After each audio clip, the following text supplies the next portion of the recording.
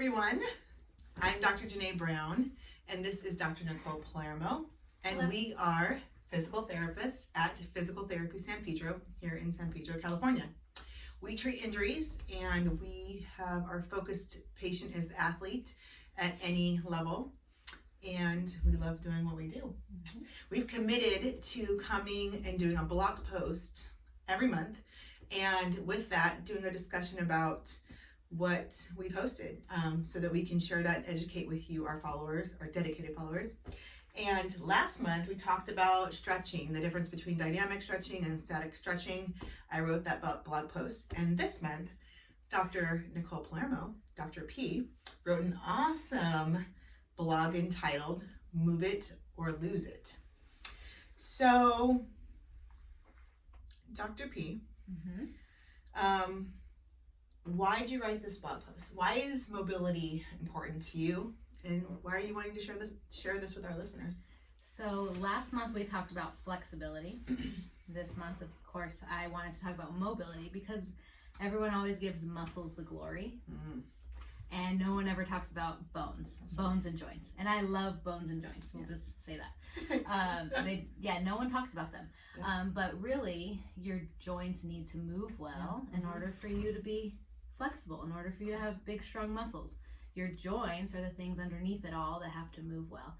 And those are the things that often get forgotten. That's right.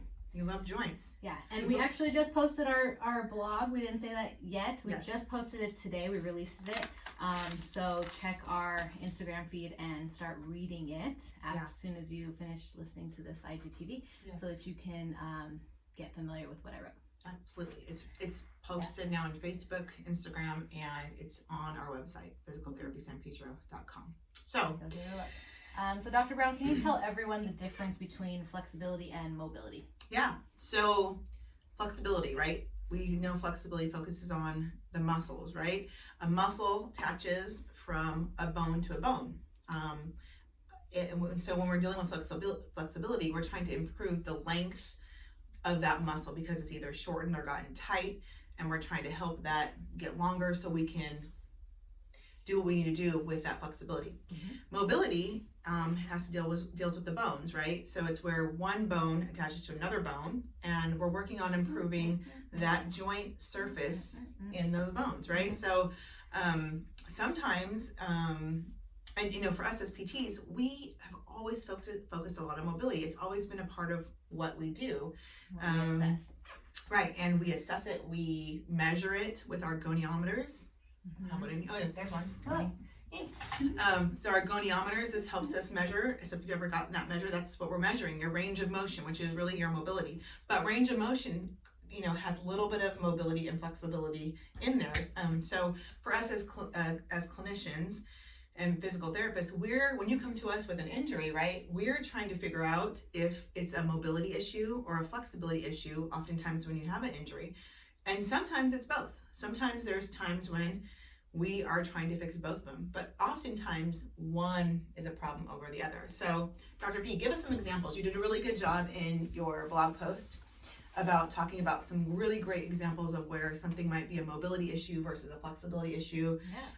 Give us some examples of when something would be mobility versus flexibility problem. So let's think about a soccer player that is constantly spraining or straining their hamstring every time they go to sprint or every time they go to kick a long ball.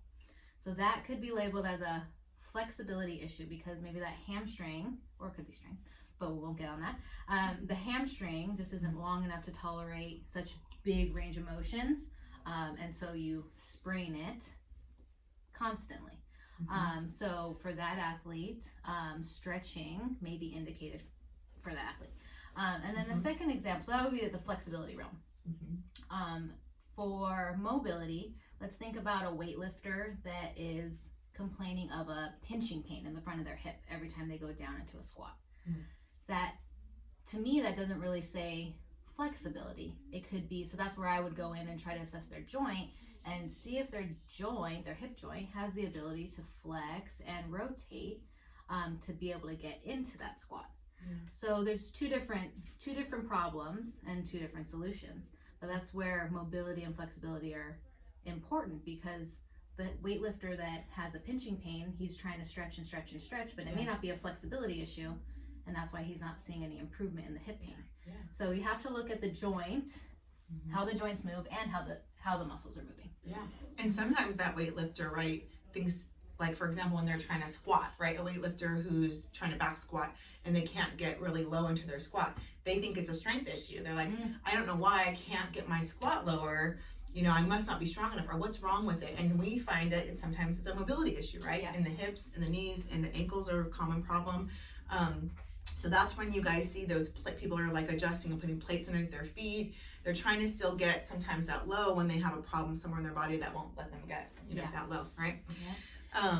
So, Dr. Brown, based on your experience, why do you think people come to us with mobility issues?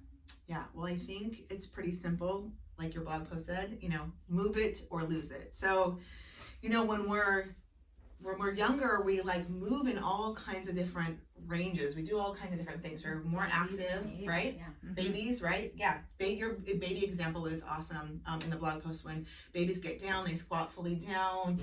They use all of their mobility. When we squat down, when we pick up something off the ground, we're like bending at our waist, and we don't Rounding like our low. Yeah, we round at our back. We don't move low to pick up stuff off the ground. So we lose that hip mobility, that knee range of motion, the ankle range of motion, oftentimes when we don't do that. Now, if you're active and you're squatting and you're moving and you're exercising, most of the time you can keep that mobility. But let's just say you're doing a lot of lower mobility work and you're not lower body mobility work, and you don't do a lot of overhead work, or you don't do overhead pressing, or you're not, maybe you don't have that in your programming. You might lose your ability to reach up tall, straight ahead into a cabinet or something like that. So if you don't use it, you will lose it. That's just, it's that simple. You gotta move and maintain, or you're gonna, you know, lose it. Have anything to add to that?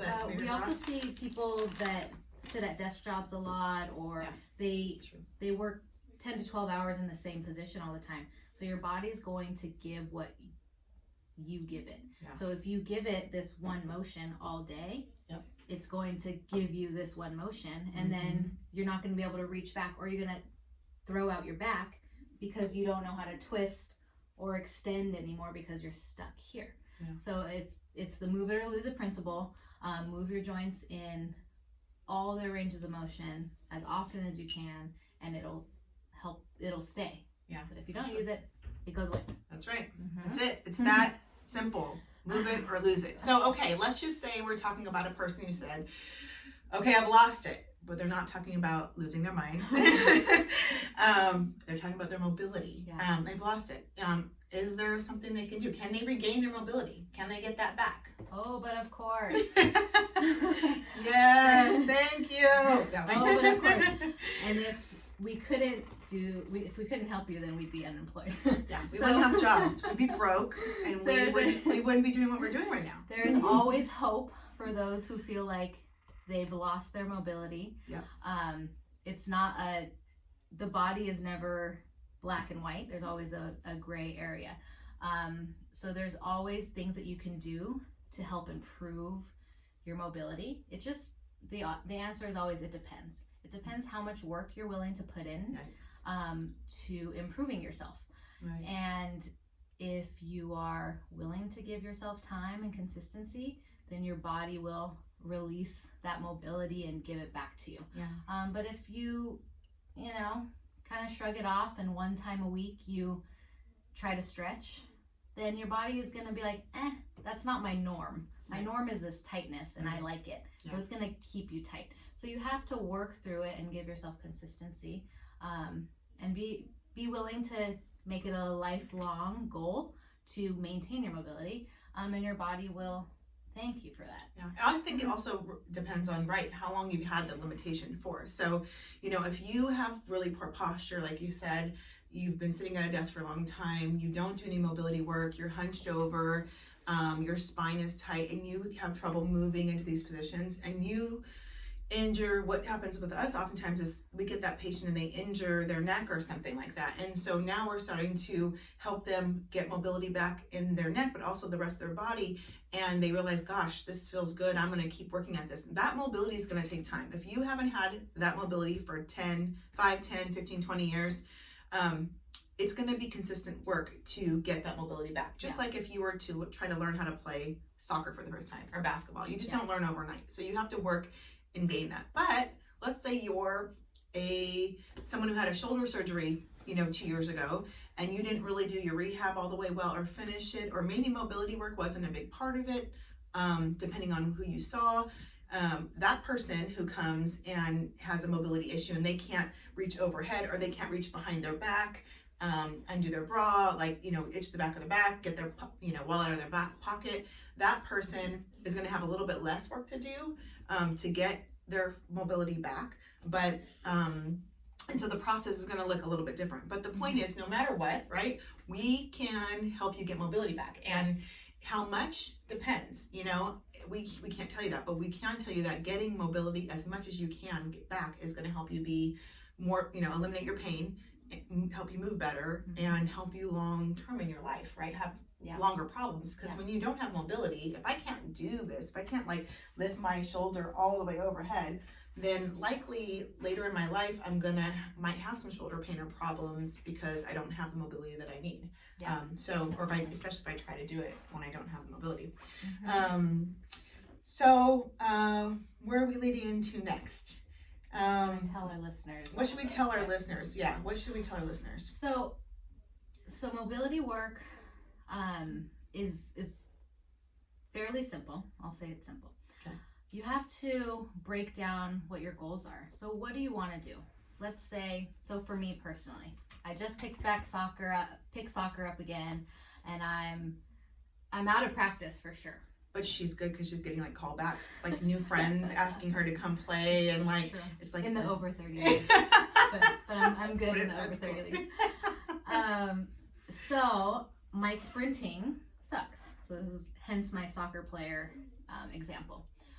So personally, my goals are going to be working on my hip mobility, my flexibility as well. But for others, you could be a new weightlifter, you could be a swimmer, you could be a baseball player, but you have to break down your sport and the movements required. So a baseball pitcher needs a lot more rotation in their shoulder than a swimmer does.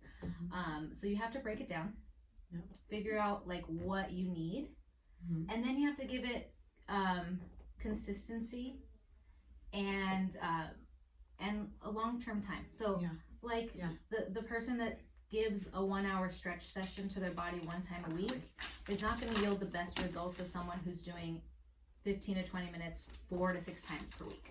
So it's just consistency and being aware that you need to always work on it to maintain it. And often people don't know what to do, right? So that's why we have jobs.